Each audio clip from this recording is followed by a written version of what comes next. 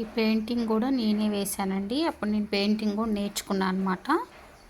Setwin course నేర్పించేటప్పుడు వాళ్ళు మగ్గం వరకు పెయింటింగ్ కూడా నేర్పించారు. అయితే ఇప్పుడు ఈ చీరకి 2 కలర్స్ తీసుకొని ఇలా ప్యాచ్ వర్క్ శారీస్ అప్పుడు బాగా చేసిరు కదా, అలా నేను కూడా చేసిన. కాకపోతే ఒక్క ఫ్లవర్ అనేది వేసిన. దీని చుట్టూ చూడండి బాగా దగ్గర నుంచి చూస్తే వైట్ జరీ. ఇప్పుడు చాలా సంవత్సరాలు అయిపోయింది కదా, ఇది బ్లాక్ అయిపోయింది చూడండి. అప్పుడు జరీ అనేది క్వాలిటీ లేకపోతే ఇట్లా బ్లాక్ అయిపోద్దండి. చూడండి ఇప్పుడైతే మంచి క్వాలిటీ వస్తున్నాయి అనుకుంటా, అప్పుడైతే మరి క్వాలిటీ మంచిగా లేదనుకుంటా, అందుకని బ్లాక్ అయిపోయింది. ఈ పెయింటింగ్ కూడా బాగా వేసేదాన్ని అండి. అప్పుడైతే ఇంట్రెస్ట్గా వేసేదాన్ని. ఇప్పుడైతే అంత వేయలేకపోతున్నా, వేయట్లేదు కూడా ఇప్పుడైతే. కానీ ఎవరికైనా నేర్పించాలంటే నేర్పిస్తా, నేర్చుకుంటా అంటే. ఇది చూడండి ఇలా.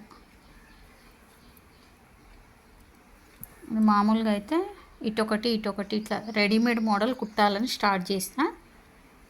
చూడండి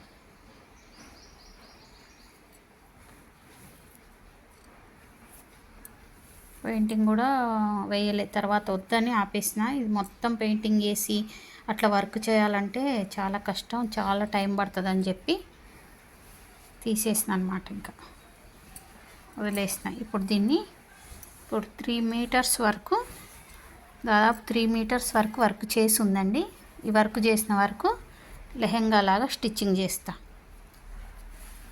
లెహెంగా లాగా స్టిచ్చింగ్ చేసి ఇప్పుడు నేర్చుకునే పిల్లలు వస్తారు కదా, వాళ్ళతోని లెహెంగా అనేది కుట్టిపిస్తా. ఒక 3.5 మీటర్ వరకు ఫ్రీ సైజ్ వచ్చేలాగా.